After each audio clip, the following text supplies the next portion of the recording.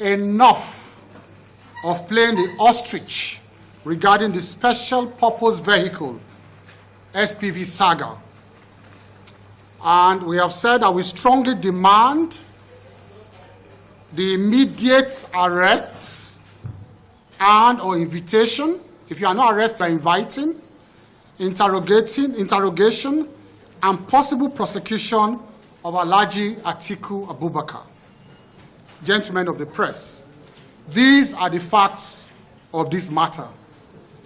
For about a week now, Nigerians have been in deep shock over the grave revelations by a whistleblower, Mr. Michael Achimugu, who has provided the nation with iron-cast evidence of letters of appointment by Alhaji Atiku Abubakar, emails, documents, audio clips, sworn affidavits, and his direct oral evidence as to how Alhaji Atiku Abubakar, who happens to be the presidential candidate of the People's Democratic Party, during his tenure as Vice President of Nigeria between 1999 and 2007, colluded with his then boss, President Olusegun Obasanjo, to fleece the country and steal public funds using what he termed the Special Purpose Vehicle, SPVs. Those SPVs were companies Atiku admittedly registered upon assumption of office as Vice President with the approval of President Olusegun Obasanjo, using trusted allies as shareholders and directors. The purpose was to divert government contracts to these companies as consultants and then paid monies into these companies and used those monies to fund the PDP and their private businesses and family activities. We can all vividly recall that during that tenure, both President Olusegun Obasanjo and Atiku Abubakar built the Bell University and American University respectively. Now, we know where those funds came from. They came from the SPVs. We hereby make available certified copies of the sworn affidavits, of the affidavit sworn to and released to the public by the whistleblower. We have made it available to you. And so you have a certified copy of those affidavits with you, giving graphic details of all that transpired, including attached documents. Gentlemen, let us also play to you the voice recording that he did of Alhaji Atiku Abubakar following those emails.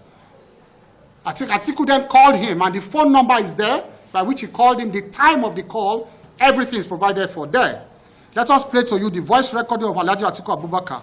Note that he provided the time of the call, the phone number and he used, and the emails immediately preceding the call. Gentlemen, it's just a 2 minutes audio. Listen to it. Conversation between me and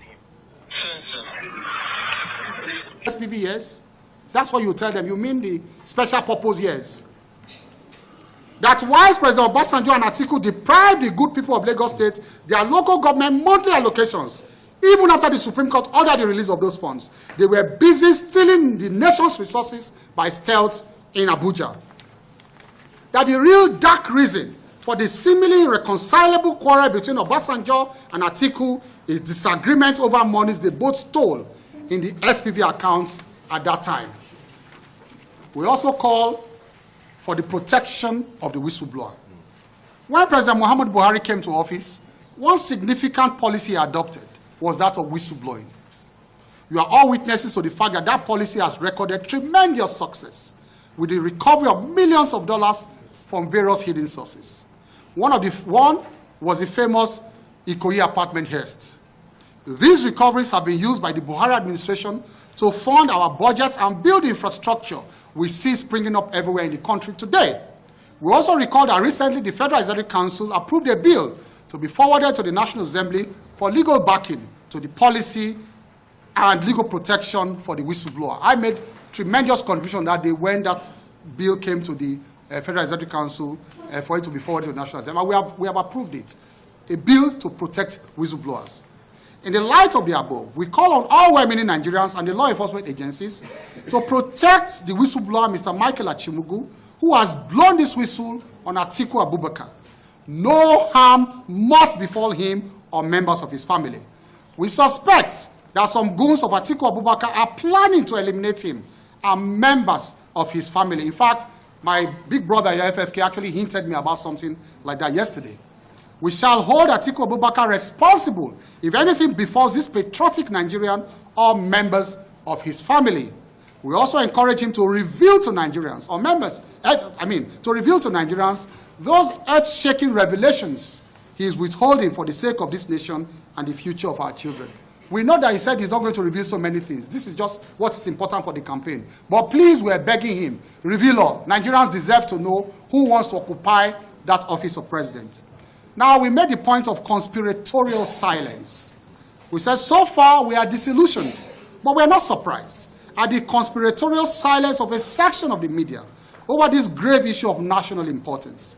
Even after seeing court processes in form of a sworn affidavit, we observe an embarrassing silence yet from a section of the media.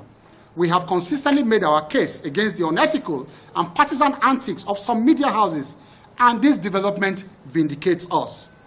When it was the case of the spurious and dead case of drug dealing leveled against our candidate, Asiwaju Bola Ahmed Tinubu, this media platform threw caution to the winds and zealously feasted on it. Of course, we gallantly came out. We didn't hide. We came out and vigorously disproved all the tissues of lies against our candidate. All of us here, we were on air. We did not hide. Now you can see all of them hiding. Since this allegation, they were hiding under the table. All of them. Hiding, all of them. They can't face the cameras. Because, why? Because they're even scared of what the young man is holding. Because the young man warned them that if you talk, earth-shaking revelation will begin to drop. So they ran away. Even the garrulous ones ran away. They should come out like us now. Come out and defend their principle. They don't know who they are campaigning for. They don't. They don't know. This person was actually closer to him than all of them. And that's what he told them. You saw pictures of him in Atiku's bedroom in Dubai. You saw pictures of him everywhere with Atiku. They don't even know that they are not closer to him than him. So, but now, the press has gone strangely quiet. Well, whether they keep quiet or not, it's our firm belief that the judiciary is the last hope of the hopeless.